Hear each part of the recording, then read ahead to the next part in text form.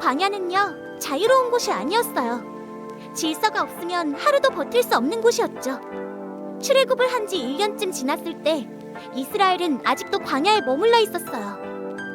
그리고 이 시점에서 하나님은 더 이상 기적부터 보여주시지 않으세요. 대신 아주 현실적인 명령 하나를 주시죠. 사람들을 세어라. 이건 그냥 인구조사가 아니에요. 하나님은 지금 이스라엘이 공동체가 아니라 군대가 되었는지를 보시는 거예요. 그래도 조건이 분명해요. 20살 이상 전쟁에 나갈 수 있는 사람들. 약속의 땅은 가만히 기다리면 주어지는 곳이 아니었거든요. 싸워야 들어갈 수 있는 땅이었어요. 12지파가 하나씩 불려 나옵니다. 이름이 불리고 가문이 확인되고 사람 하나하나가 기록돼요. 이제 이스라엘은 막연한 무리가 아니라 이름 있는 공동체가 됩니다. 숫자는 점점 늘어나요. 수천이 아니라 수십만 명. 하지만 이 숫자는 자랑이 아니에요. 책임이에요. 그런데 여기서 하나님이 한 지파를 빼세요. 레위 지파. 이들은 전쟁에도 나가지 않아요. 대신 이들은 성막을 맡습니다. 성막은 광야 한가운데 있는 하나님의 집이었어요. 이스라엘 진영은 아무렇게나 서 있지 않았어요. 동쪽, 서쪽, 남쪽, 북쪽. 각 지파마다 정해진 자리가 있었죠. 그리고 그 한가운데 성막이 놓여요. 하나님은 앞에서도 뒤에서도 아니라 항상 가운데 계셨어요. 이건 분명한 메시지였어요. 내가 너희 삶의 중심이다. 레위인들은 성막을 옮기고 기둥을 들고 휘장을 걷고 다시 세웁니다.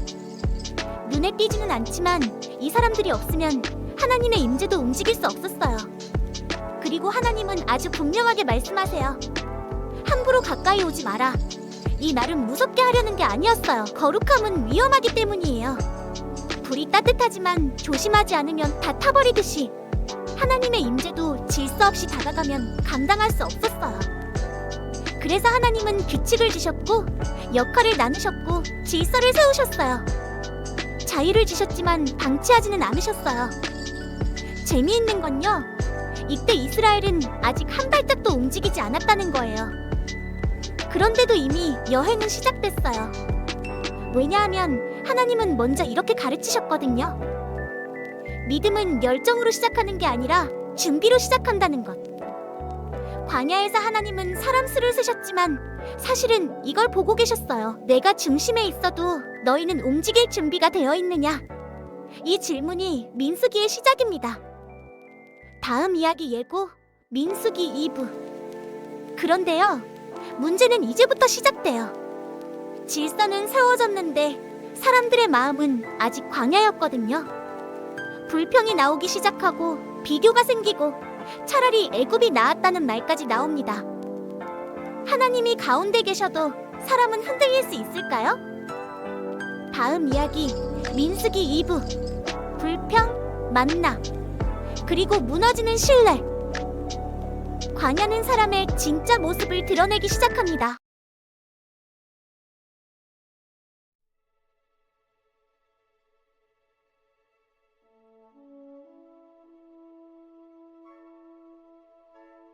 여러분, 광야는요, 조용할 때가 제일 무서워요.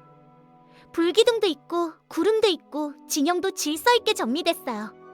겉으로 보면 완벽해 보여요. 그런데요, 사람들 마음속은 조용하지 않았어요. 처음엔 작은 불평이었어요. 고기가 먹고 싶다. 누군가 툭 던진 말이었어요. 애굽에서는 그래도 고기 냄새는 맡았는데 그 말이 바람을 타고 퍼지기 시작했어요. 한 사람, 두 사람, 10사람. 광야의 밤은 고요한데 사람들 마음은 점점 시끄러워졌어요. 만나는 매일 내렸어요. 하얀 서리처럼, 달콤한 빵처럼. 처음엔 다들 놀랐죠. 와, 하늘에서 음식이 내려.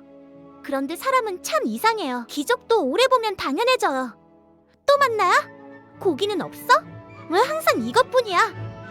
그 불평이 진영을 가득 채웠어요. 모세는 그 소리를 다 들었어요. 자기 천막 안에 앉아있는데 사람들 원망이 바람처럼 스며들었어요. 왜 우리를 애굽에서 데리고 나왔어요? 여기서 죽으라고요? 그 말은 하나님을 향한 말이었지만 모세를 향해 날아왔어요. 모세는 지쳐 있었어요. 백성 수는 수십만 명. 그들의 불평은 끝이 없었어요. 모세가 하나님께 말해요. 하나님, 이 백성을 제가 다 안고 가기엔 너무 무겁습니다. 솔직한 기도였어요. 지도자도 사람이에요. 강한 척해도 마음은 부서질 수 있어요. 하나님은 모세를 혼자 두지 않으셨어요. 장로 70명을 세워라. 혼자 짊어지지 말라고 하셨어요. 리더십은 혼자 버티는 게 아니니까요. 그리고 하나님은 그들에게도 같은 영을 부어주셨어요. 그날 하나님의 영이 임하자 장로들이 예언하기 시작했어요. 사람들은 놀랐죠.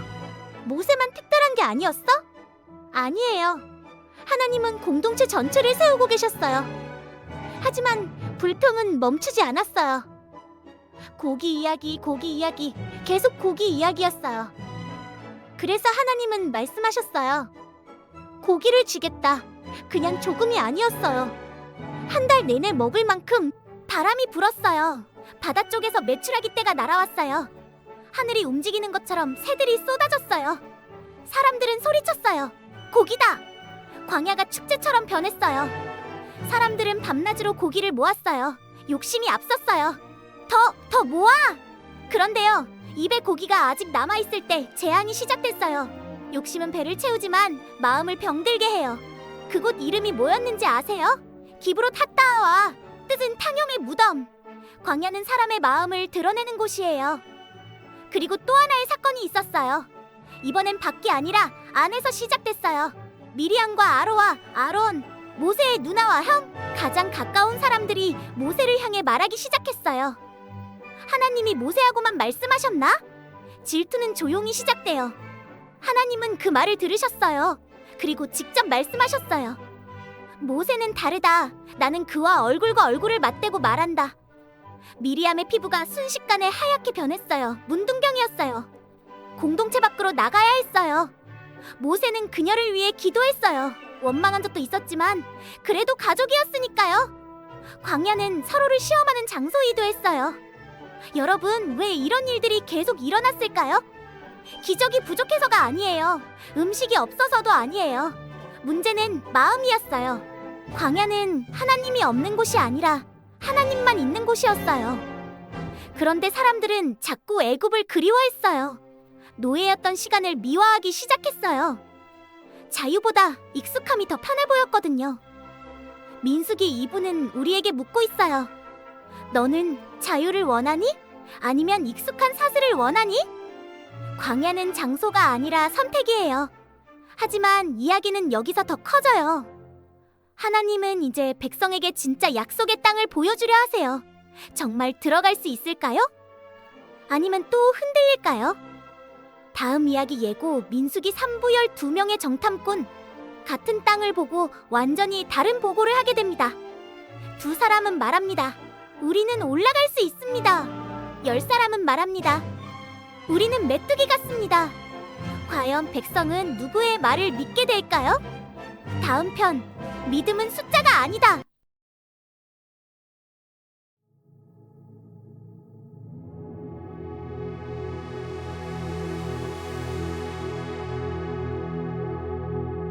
열두 지파에서 한 사람씩 뽑혔어요. 약속의 땅을 직접 보고 오라고요. 그 땅이 어떤지, 사람들은 강한지 약한지, 도시는 튼튼한지 허술한지, 땅은 기름진지 메마른지, 나무는 있는지 없는지, 그리고 열매도 좀 가져오라고 했죠. 그래서 그들이 올라갔어요. 광야를 지나 경계를 넘어서 마침내 그 땅 안으로 들어갔습니다. 와, 땅은 정말 좋았어요. 골짜기마다 물이 흐르고 포도송이는 얼마나 큰지도 사람이 막대기에 매달아야 들 수 있을 정도였죠. 석류도 있고 무화과도 있고, 정말로 적과 꿀이 흐른다는 말이 과장이 아니었어요. 그런데 문제는요, 거기 사람들이 살고 있었어요. 성벽은 높고 도시는 단단하고 사람들은 커 보였죠. 어떤 사람 눈에는 그들이 거인처럼 보였어요. 그 순간이었어요. 마음이 흔들리기 시작한 게, 그들은 돌아왔고 온 백성이 모였죠. 기대가 가득했어요. 그들이 먼저 이렇게 말했어요. 맞습니다. 그 땅은 정말 좋은 땅입니다. 이게 그 열매입니다. 사람들 얼굴이 밝아졌죠. 그런데 이어서 말합니다. 그런데 그 땅의 백성은 강합니다. 성읍은 아주 견고합니다. 우리는 거기서 거인들을 봤습니다. 그리고 결정적인 말을 하죠. 우리가 보기에도 우리는 그들 앞에서 메뚜기 같았습니다. 그 말이 진영 전체를 덮어버렸어요. 그날 밤 사람들이 울기 시작합니다. 왜 우리를 여기까지 데려왔냐? 칼에 죽게 하려고? 우리 아이들은 어쩌라고? 차라리 애굽으로 돌아가자고 새 지도자를 세우자고까지 말합니다. 그때 두 사람이 일어나요. 갈렙과 여호수아입니다.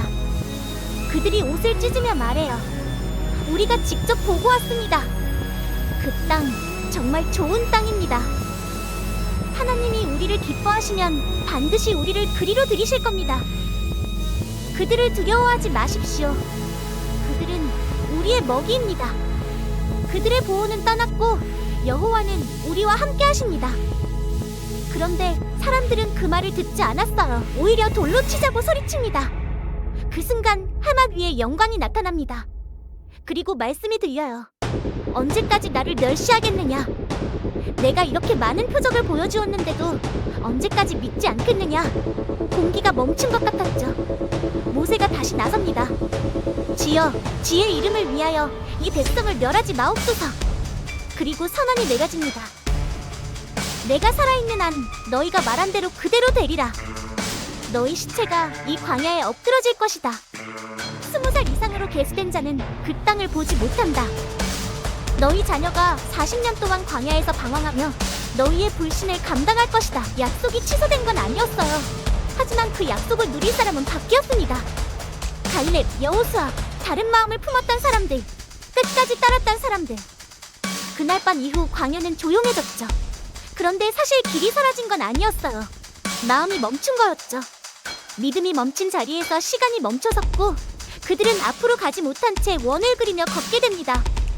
광야는 장소가 아니었어요. 마음이었어요. 그리고 그 밤 이스라엘은 40년을 더 걷게 됩니다. 하지만 이야기는 거기서 끝나지 않습니다. 불평은 멈추지 않았고 원망은 다시 살아났고 리더를 향한 반역이 일어납니다. 땅이 입을 벌려 사람을 삼키는 날이 오고 불이 진영을 덮는 날이 오고 불뱀이 백성 사이를 기어다니는 날이 옵니다. 그리고 한 번의 실수로 모세조차 약속의 땅에 들어가지 못하게 됩니다. 광야는 마지막 시험을 준비합니다. 쓰러진 세대 위에 새로운 세대가 일어섭니다. 약속은 여전히 앞에 있습니다. 이제 묻습니다.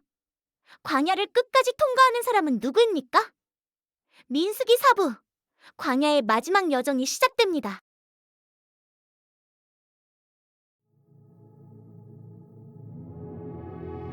광야는 겉으로 보면 평온했어요. 구름 기둥은 서 있고 성막은 중심에 있고 행진은 계속되고 있었죠. 그런데 사람들 마음속에는 또 다른 움직임이 있었어요. 그 중심에 고라가 있었습니다. 레위 지파 사람이었고 성막을 섬기는 자리였어요. 나쁜 자리가 아니었죠. 그런데 고라가 말합니다. 왜 모세와 아론만 높아야 합니까? 우리도 거룩한 백성 아닙니까? 하나님이 우리 가운데 계시지 않습니까? 말은 그럴듯했어요. 그리고 혼자가 아니었습니다.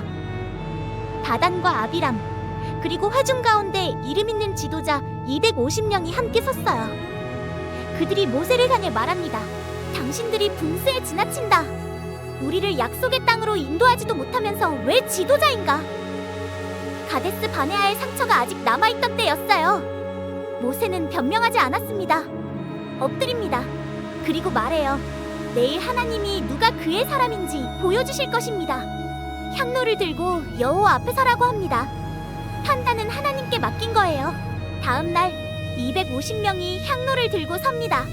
긴장된 침묵이 흐르죠. 그때 하나님이 말씀하십니다. 고라와 그를 따르는 자들의 장막에서 떠나라. 백성이 물러나자 갑자기 땅이 갈라졌습니다. 고라와 다단과 아비람, 그들의 가족과 소유가 산 전부 땅속으로 내려갑니다. 땅이 다시 닫혔어요. 그리고 향로를 들고 서 있던 250명은 하늘에서 나온 불에 삼켜졌습니다. 하나님이 분명히 보여주신 거예요. 리더십은 사람이 쟁취하는 자리가 아니라 하나님이 세우시는 자리라는 걸요. 그런데 여기서 끝이 아니었어요. 다음 날 백성이 또 말합니다. 너희가 여호와의 백성을 죽였다. 어제 그 장면을 보고도 여전히 원망합니다. 그때 재앙이 퍼지기 시작해요. 사람들이 쓰러집니다. 모세가 급히 외칩니다. 아론아, 향로를 가져가라. 백성 가운데로 달려가라. 아론이 향로를 들고 뛰어갑니다. 그리고 산자와 죽은 자 사이에 섭니다. 그 향이 올라가자 재앙이 멈춥니다. 그날만 4,700명이 죽었어요. 광야는 다시 조용해졌습니다. 하나님은 각 지파의 지팡이를 가져오라고 하십니다. 그리고 아론의 지팡이도 함께 둡니다. 다음 날 아론의 지팡이에서 싹이 났어요. 꽃이 피고 아몬드 열매까지 맺었습니다. 죽은 막대기에서 생명이 터진 거예요. 하나님이 세우신 자리에는 생명이 따릅니다. 고라는 지도자였지만 반역으로 기억됩니다. 모세는 공격받았지만 끝까지 중보한 사람으로 남습니다. 광야는 사람의 속을 드러내는 곳이었어요. 누군가는 땅에 삼켜졌고 누군가는 백성을 위해 달렸습니다. 여러분은 지금 어디에 서 있나요? 불평하는 자리인가요? 도전하는 자리인가요? 아니면 산자와 죽은 자 사이에 서는 자리인가요? 다음 이야기에서는 다시 물이 부족해지고 모세가 분노로 반석을 치게 되고 그 한 번의 선택 때문에 약속의 땅에 들어가지 못하게 되는 장면이 펼쳐집니다. 민수기, 분노의 반석, 그리고 지도자의 눈물.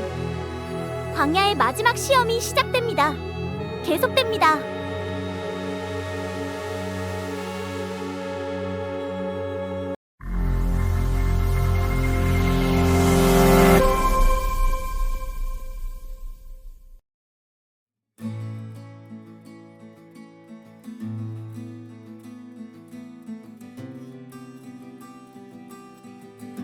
시간이 정말 많이 흘렀어요. 출애굽 1세대는 거의 다 사라졌고 광야에는 새로운 세대가 서 있었죠. 그런데 또 시작입니다. 물이 없어요. 사람들이 다시 모세에게 몰려옵니다. 왜? 우리를 여기까지 데려왔어요. 여기서 다 죽으라는 거예요. 이집트가 더 나았잖아요. 40년이 지났는데 말은 그대로예요. 모세와 아론은 성막 앞으로 가서 엎드립니다. 하나님이 말씀하세요. 지팡이를 들고 반석에게 말해라. 그러면 물이 나올 거다. 이번에는 치라고 안 하셨어요. 말하라고 하셨어요. 모세가 백성 앞에 섭니다. 솔직히 많이 지쳐 있었겠죠. 그리고 말합니다. 반역하는 너희야. 우리가 이 반석에서 물을 내야 하냐. 그리고 반석을 2번 칩니다. 물이 터져 나옵니다. 사람들도 마시고 가축도 마십니다. 겉으로 보면 문제 해결이에요. 그런데 하나님이 말씀하세요. 너희가 나를 믿지 않았다. 내 거룩함을 드러내지 않았다. 너는 이 백성을 약속의 땅으로 인도하지 못한다. 여기서 마음이 멈춰요. 모세가 못 들어간다고요? 홍해 가른 사람, 시내산에서 율법 받은 사람, 40년을 버틴 사람. 그런데 못 들어갑니다. 왜냐하면 그 순간 하나님보다 감정이 먼저 나갔거든요. 하나님이 하실 일을 짜기 말로 덮어버렸어요.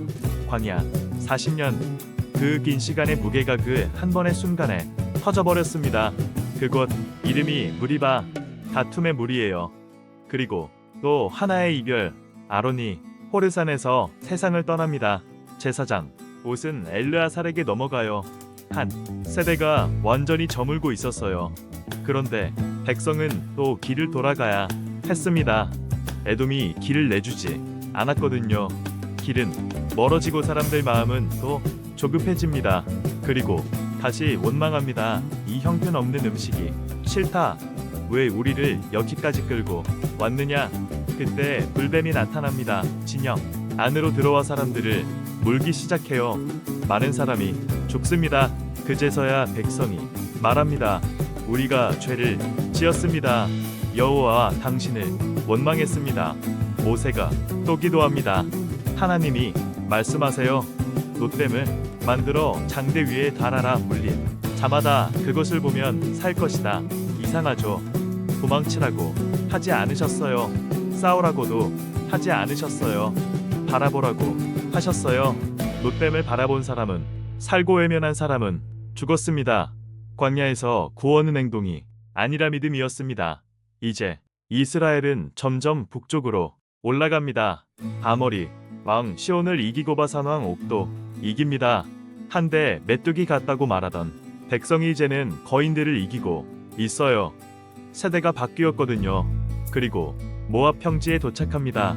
요단강 건너편 약속의 땅이 보이는 자리예요. 그때 모압 왕 발락이 두려워합니다. 이스라엘이 너무 강해 보였거든요. 그래서 선지자 발람을 불러 저주해달라고 합니다. 그런데 이상한 일이 벌어집니다. 저주하려고 입을 열면 축복이 나옵니다. 하나님이 막으셨어요. 이스라엘은 완벽하지 않았지만 하나님이 붙들고 계셨습니다. 광야에서 수없이 넘어졌고 불평했고 반역했고 원망했지만 하나님은 약속을 포기하지 않으셨어요. 민수기의 시작은 인구조사였죠. 전쟁 나갈 사람 숫자를 셌습니다. 그리고 끝에서도 다시 숫자를 셉니다.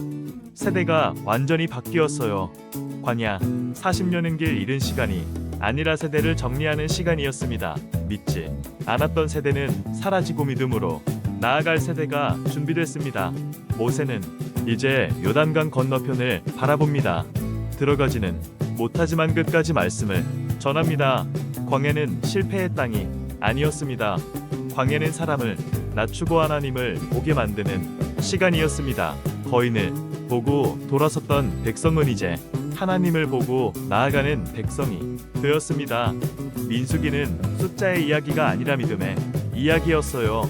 넘어졌지만 완전히 버려지지 않았고 징계받았지만 약속은 취소되지 않았습니다. 그리고 이제 마지막 장이 열립니다. 요단강 앞에서 모세가 마지막 설교를 시작합니다. 새로운 세대에게 다시 율법을 설명하고 다시 약속을 상기시키고 다시 선택을 요구합니다. 다음 이야기 신명기 기억하라 그리고 선택하라. 광야를 지나온 세대에게 하나님은 이렇게 묻습니다. 너희는 이제 어떻게 살겠느냐? 이제 진짜 약속의 땅 앞입니다. 이야기는 계속됩니다.